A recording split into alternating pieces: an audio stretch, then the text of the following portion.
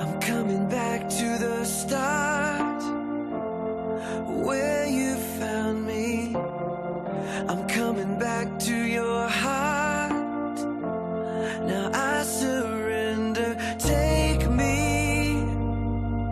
This is all I can bring.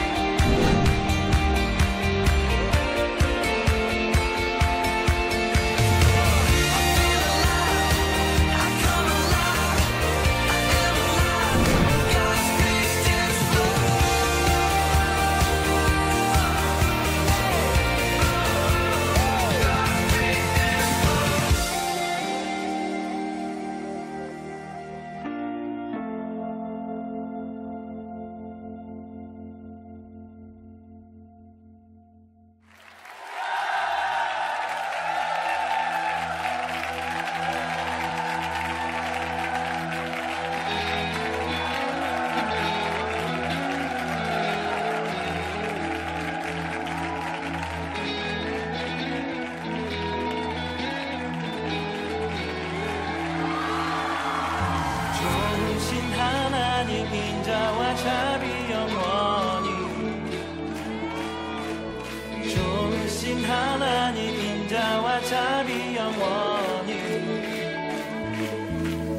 좋으신 하나님 인자와 자비 영원히 좋으신 하나님 인자와 자비 영원히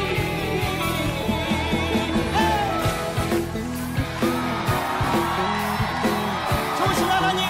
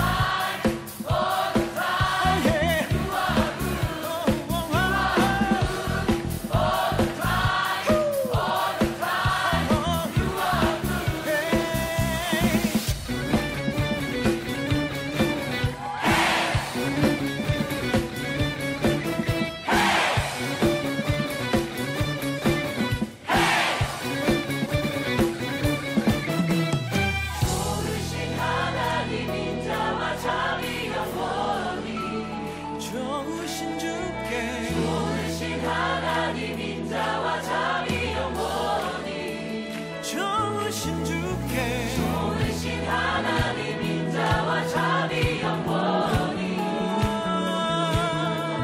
좋으신 하나님 인자와 참이 영원히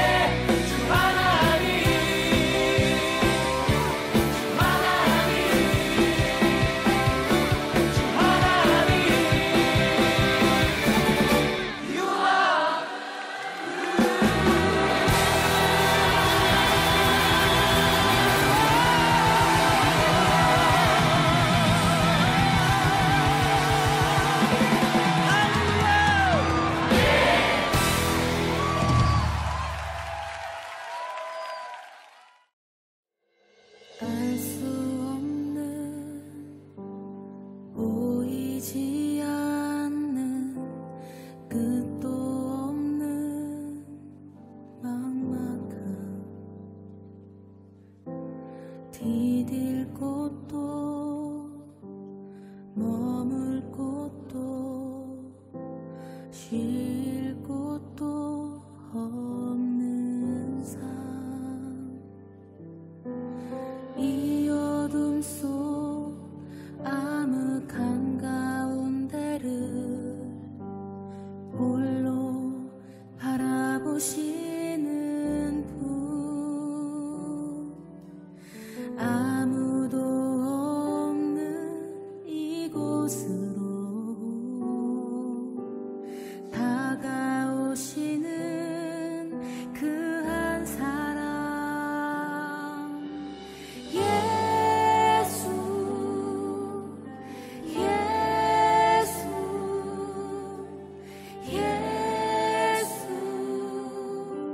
살리시는 분 예수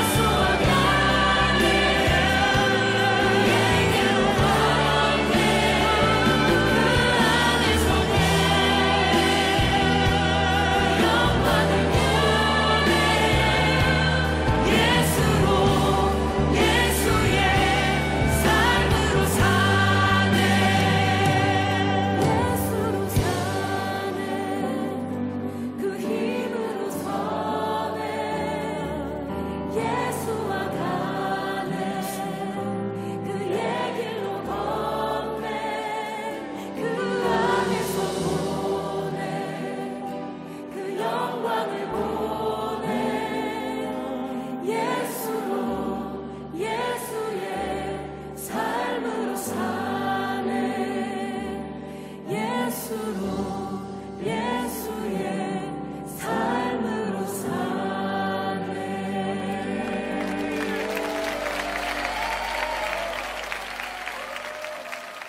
오늘 우리에게 주신 말씀은 사도행전 8장 26절에서 40절까지의 말씀인데요. 하늘을 보면서 다 같이 봉독하도록 할게요. 주의 사자가 빌립에게 말하여 이르되 일어나서 남쪽으로 향하여 예루살렘에서 가사로 내려가는 길까지 가라 하니 그 길은 광야라. 일어나 가서 보니 에티오피아 사람 곧 에티오피아 여왕 간다게의 모든 국고를 맡은 관리인 네시가 예배하러 예루살렘에 왔다가 돌아가는데 수레를 타고 선지자 이사야의 글을 읽더라. 성령이 빌립더러 이르시되 이스로 가까이 나아가라 하시거늘 빌립이 달려가서 선지자 이사야의 글 읽는 것을 듣고 말하되 읽는 것을 깨닫느냐 야합하되 지도해 주는 사람이 없으니 어찌 깨달을 수 있느냐 하고 빌립을 청하여 수레에 올라 같이 앉으라 하니라.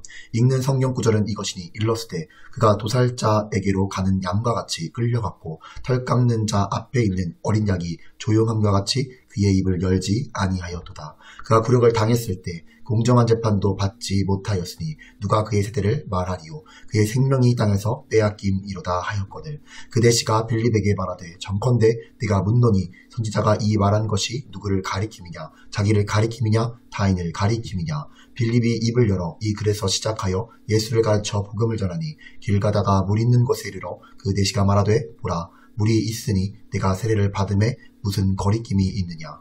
이에 명하여 수레를 멈추고 빌립과 네시가 둘 다 물에 내려가 빌립이 세례를 베풀고 둘이 물에서 올라올세 주의 영이 빌립을 이끌어간지라. 네시는 기쁘게 길을 가므로 그를 다시 보지 못하니라. 빌립은 아소도에 나타나 여러 성을 지나다니며 복음을 전하고 가이사랴에 이르니라. 아멘. 친구들, 우리 친구들은 친구 따라 강남 간다라는 속담을 들어본 적이 있나요?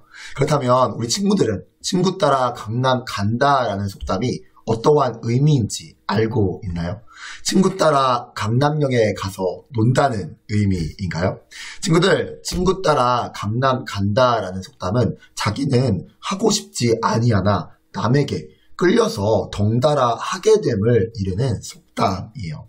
즉, 이 속담에 나오는 강남은 한강 남쪽을 의미하는 게 아니라 중국 양쯔강의 남쪽 지방을 의미하는 거예요.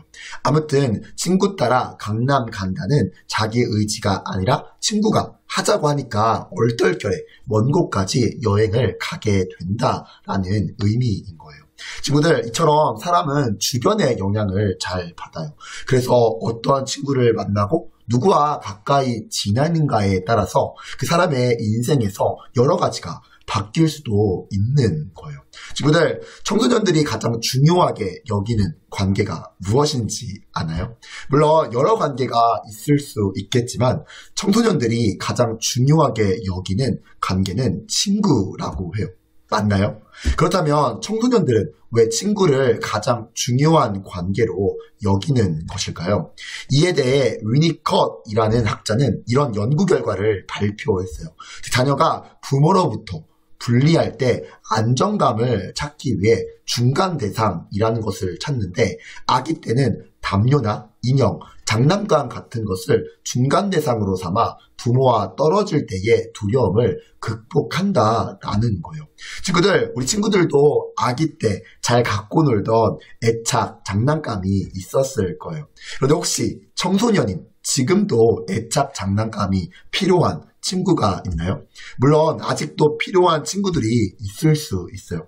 하지만 위니컷 박사는 일반적으로 청소년 때에는 부모와 분리되는 불안감을 극복하기 위해서 찾는 중간 대상이 바로 친구라고 했어요.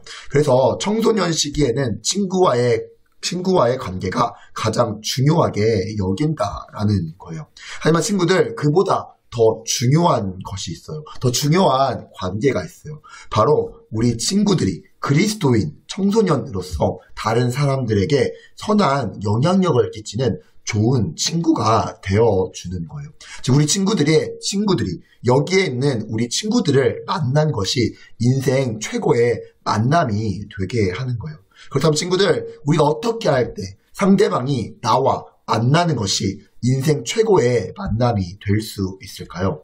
물론 친절을 베풀고 사랑을 나누면 그것도 좋은 만남이 될 수 있어요. 하지만 친구들, 인생 최고의 만남은 여기에 있는 우리를 통하여 우리 친구들의 친구들이 예수님을 만나게 되는 거예요. 그러므로 오늘 말씀을 통해 어떻게 하면 그들도 예수님을 우리와 같이 만나게 해줄 수 있을지에 대해서 나눠보도록 할게요. 친구들, 오늘 말씀은 인생 최고의 만남을 가진 한 사람을 소개해주고 있어요. 즉 오늘 말씀이 소개해주고 있는 사람은 에티오피아 내시로, 비록 이 사람의 이름이 나오지는 않지만 27절 말씀은 이 사람에 대하여 이렇게 소개해 주고 있어요. 일어나 가서 보니 에티오피아 사람, 곧 에티오피아 여왕 간다게의 모든 국고를 맡은 관리인 내시가 예배하러 예루살렘에 왔다가. 친구들, 이 사람은 에티오피아 여왕 간다게의 모든 국고를 맡고 있던 높은 관직의 내시였어요. 그리고 성경은 이 사람이 에티오피아에서 예루살렘까지 예배를 드리러 왔다가 다시 본국으로 돌아가는 길이었다고 말씀하고 있어요. 친구들, 에티오피아에서 예루살렘까지의 거리는 약 1,500km로 당시로는 거의 2달 정도를 이동해야 하는 거리였어요. 그러면 이를 통해 우리가 알 수 있는 것은 이 에티오피아 내시가 먼 거리를 이동해서 예루살렘 성전으로 성지순례를 갔다 올 정도로 하나님에 대한 관심과 열정이 매우 큰 사람이었다는 거예요. 아무튼 이 신실한 에티오피아 내시가 수레를 타고 고국으로 돌아가는 길에 이사야서를 읽고 있었는데 그 내용은 다름 아닌 이사야가 메시아를 예언하는 내용이었던 거예요. 사도행전 8장 32절과 33절의 말씀을 읽어볼게요. 읽는 성경 구절은 이것이니 일렀으되 그가 도살장에게로 가는 양과 같이 끌려갔고 털 깎는 자 앞에 있는 어린 양이 조용함과 같이 그의 입을 열지 아니하였도다. 그가 굴욕을 당했을 때 공정한 재판도 받지 못하였으니 누가 그의 세대를 말하리요? 그의 생명이 땅에서 빼앗긴 이로다 하였거늘.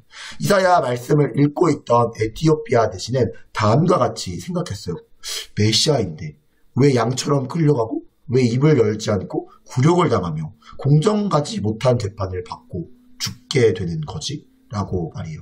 에티오피아 내시는 고난받는 메시아를 도무지 이해할 수가 없었어요. 친구들, 31절 말씀을 보면 대답하되 지도해주는 사람이 없으되 어찌 깨달을 수 있겠느냐 하고 빌립을 청하여 수레에 올라 같이 앉으라 하니라 라고 하고 있어요. 즉 에티오피아 내시는 그 말씀의 내용에 대하여 너무나도 알고 싶었지만 그 누구도 에티오피아 내시에게 설명해 주는 사람이 없었기에 그는 궁금증을 갖고 고국으로 돌아갈 수밖에 없었던 거예요. 그때였어요. 에티오피아 내시를 빌립이 찾아왔어요. 친구들, 빌립은 에티오피아 내시를 찾아오기 전에 사마리아에서 복음을 전하고 있었는데 빌립의 전도로 수많은 사마리아 사람이 예수님을 믿고 있었어요. 그러므로 그는 아직도 그곳 사마리아에서 해야 할 일이 많았는데 그런 빌립에게 성령님이 찾아오셔서 예루살렘에서 가사로 향하는 광야길로 가라고 말씀하셨던 거예요. 친구들, 사마리아에서 광야길이 있는 곳까지의 거리는 약 70km 정도 된다고요. 그렇다면 순종하기 쉬운 거리인가요? 빌립은 누구를 만나는지도 알지 못하였지만 하나님의 말씀에 순종하여 광야길로 가게 되었어요. 그리고 그곳에서 에티오피아로 돌아가는 내시를 만나게 된 거예요. 그 빌립은 이사야의 글을 해석해 주면서 예수님이 구약에 예언된 메시아이심을 증거했어요. 그러자 빌립이 전한 복음을 들은 에티오피아 내시는 너무나 궁금했던 성경의 참된 의미를 깨닫게 되었어요. 그리고 에티오피아 내시는 회개하고 침례를 받고 빌립이 전해준 복음을 듣고 자기 나라로 돌아갔어요. 그리고 에티오피아는 예수님을 믿는 나라가 되었어요. 지금도 혹시 아프리카 대부분의 나라는 이슬람교인데 에티오피아는 2022년 기준 43.5%의 사람이 예수님을 믿고 있다는 사실을 알고 있나요? 이처럼 에티오피아 내시에게 있어 빌립과의 만남이라는 것은 인생 최고의 만남이었어요. 왜냐하면 그는 빌립을 통해 예수님을 만나 영생을 얻었고 이 만남으로 에티오피아에도 복음이 전해졌기 때문이에요. 그렇다면 친구들, 다른 위대한 사도들도 많은데 왜 하필 하나님은 빌립을 에티오피아 내시에게 보내셨을까요? 그것은 그가 에티오피아 내시에게 가장 복음을 잘 전할 수 있는 적합한 사람이기 때문이었을 거예요. 즉 빌립은 성령의 인도하심에 순종했던 믿음뿐 아니라 사마리아인도 품을 수 있는 마음을 가진 사람들이었을 거예요.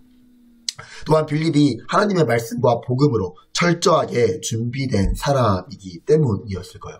지금도 만약 빌립이 이사야의 예언이 예수님에 대한 것임을 알지 못했다면 에티오피아 내시와의 만남은 무의미한 만남이 되었을 거예요. 하지만 빌립이 말씀과 복음으로 무장하고 있었기 때문에 에티오피아 내시에게 복음을 전할 수 있었던 거예요. 친구들, 하나님께서 여기에 있는 우리가 누군가와 만나는 그 만남이 최고의 만남이 되기를 원하세요. 그렇다면 어떻게 해야 우리가 누군가와 만나는 그 만남이 최고의 만남이 될 수 있는 것일까요? 먼저 우리도 빌립과 같이 모두에게 편견 없이 복음을 전할 수 있어야 하는 거예요. 친구들, 우리 친구들의 주변을 보면 우리 친구들과 잘 맞는 친구들도 있지만 잘 맞지 않는 친구, 우리 친구들이 싫어하는 스타일의 친구들도 있을 거예요. 그렇다면 그 친구에게는 복음이 안 필요할까요? 그렇지 않아요. 그 친구도 복음이 필요해요. 왜냐하면 이 세상에 예수님의 복음이 필요하지 않은 사람은 한 사람도 없기 때문이에요. 그러므로 우리는 그 사람의 구원에 대해 우리가 판단해서는 안 되는 거예요. 즉 우리 친구들 주변에 가장 복음과 거리가 멀 것 같은 그 사람과 우리 친구들과의 만남도 최고의 만남이 될 수 있음을 기억해야 하는 거예요. 또한 우리는 복음으로 무장해야 해요. 친구들, 복음으로 무장한다는 것은 언제나 복음을 전할 수 있는 준비가 되어 있음을 의미해요. 친구들, 우리가 전도를 위해 기도하면 하나님께서는 우리에게 전도할 기회를 주세요. 하지만 그때 우리가 복음을 전할 준비가 되어 있지 않다면 그 만남은 최고의 만남이 될 수 없어요. 그러므로 우리는 언제 어디서나 복음을 전할 준비를 해야 하는 거예요. 지금도 설교 초반에 나누었던 것처럼 최고의 만남은 바로 예수님과의 만남이에요. 그리고 예수님은 빌립과 같이 복음을 전할 준비가 된 사람을 통해 최고의 만남을 갖기를 원하세요. 그런 걸 바라기는 빌립처럼 우리 친구들이 만나는 사람에게 예수님을 전함으로 그 만남이 최고의 만남이 되기를 바라요. 친구들, 이스라엘에는 두 개의 바다가 있어요. 아니, 바다라기보다는 호수라고 할 수 있는데 유대인들은 바다와 호수를 구별하지 않았기에 그냥 바다라고 불러요. 아무튼 이스라엘에는 두 개의 바다가 있는데 하나는 갈릴리 바다고 다른 하나는 사해 바다예요. 왜냐하면 친구들, 이 두 바다는 요단강을 통해 서로 연결되어 있지만 전혀 다른 바다라고 할 수 있어요. 왜냐하면 갈릴리 바다는 물이 흐르는 바다로 북쪽에서 만년설이도가 그 물이 흘러 갈릴리 바다로 들어오는 것인데 이렇게 갈릴리 바다를 지난 물은 요단강으로 흘러 들어가요. 그러므로 이렇게 들어오고 나가는 물이 흐르는 갈릴리 바다에는 물고기가 많고 주변에 나무도 잘 자라요. 즉 갈릴리 바다 때문에 수많은 사람이 삶을 이어갈 수 있는 거예요. 그렇기 때문에 갈릴리 바다는 살아있는 바다라고 할 수 있어요. 하지만 사해 바다는 달라요. 왜냐하면 사해 바다는 말 그대로 죽은 바다이기 때문이에요. 즉 사해 바다도 갈릴리 바다를 지나 요단강을 통해 들어오는 물은 있지만 밖으로 나가는 물은 없는 거예요. 그리고 뜨거운 날씨 때문에 물이 말라 사해 바다의 물은 염도가 매우 높아요. 즉 일반적인 바다의 염도가 3.5%라고 한다면 사해 바다의 염도는 34.2%라고 해요. 즉 일반 바다의 10배에 해당하는 염도인 거예요. 그렇기 때문에 사해 바다는 물고기가 살 수 없고 나무도 자랄 수 없어요. 즉 사해 바다 주변에는 아무도 살 수 없다고 말할 수 있는 거예요. 친구들, 이 두 바다를 떠올릴 때 우리는 어떠한 바다가 되어야 하는 것일까요? 우리는 사해 바다가 아니라 갈릴리 바다가 되어야 하는 거예요. 갈릴리 바다가 받은 물을 흘려보내는 바다인 것처럼 우리도 내가 만난 예수님을 다른 친구도 만날 수 있게 하는 복음의 통로 역할을 해야 하는 거예요. 그렇게 할 때 갈릴리 바다에 물고기와 나무가 자라는 것처럼 우리 주변도 우리로 인해 생명을 얻는 사람들이 가득하게 될 거예요. 하지만 만약 우리가 사해바다처럼 받은 복음을 흘려보내지 않고 담아두기만 한다라면 우리로 인해 그 누구도 생명을 얻지 못하게 될 거예요. 그러면 친구들, 빌립을 통해 에티오피아 대시가 예수님을 만나고 에티오피아 대시를 통해 에티오피아에도 복음이 전하여지는 것처럼 우리 레갑의 중고등부의 친구들을 통해 우리 친구들 주변의 사람들이 인생 최고의 만남, 예수님을 만나는 은혜가 있기를 간절히 소망합니다. 우리 시간 오늘 주신 말씀을 가지고 함께 기도하길 원하는데요. 화면에 보이는 세 가지 기도 제목 가지고 함께 통성으로 기도하겠습니다. 기도합니다.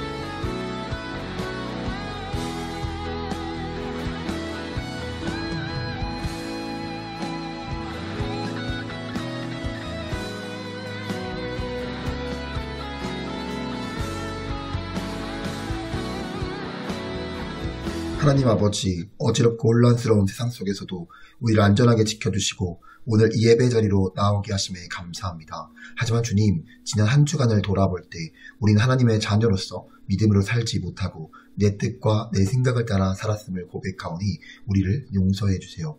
새로운 한 주 모두 다 그렇게 살아간다고 해서 세상의 목적과 세상의 방법을 따라가지 않도록 도와주시고 다니엘처럼 어떤 상황 속에서도 하나님을 믿는 믿음을 굳게 붙드는 믿음의 사람이 되게 도와주세요. 말씀에 순종하며 살아가는 우리 모두가 되게 해주세요. 언제나 우리와 함께 하시는 하나님께 감사드리며 예수님의 이름으로 기도드립니다. 아멘.